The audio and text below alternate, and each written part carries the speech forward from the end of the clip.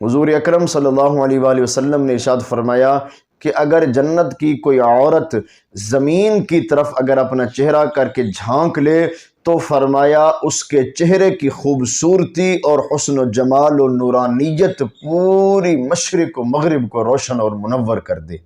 سبحان اللہ، یعنی اس کے چہرے کو اللہ رب العالمین نے اتنا حسین بنایا اور پھر اس قدر حسن و جمال اور نورانیت عطا فرمائی کہ اگر ایک عورت بھی اگر جنت سے زمین کی طرف اگر وہ جھانک لے تو اللہ نے اس کو حسن و جمال اس قدر عطا فرمایا ہے کہ چاند سورج کی روشنی بھی اس کے سامنے ماند پڑ جائے اور مشرق و مغرب اس کے چہرہ کے حسن سے مشرق و مغرب روشن ہو جائیں۔ اور فرمایا پھر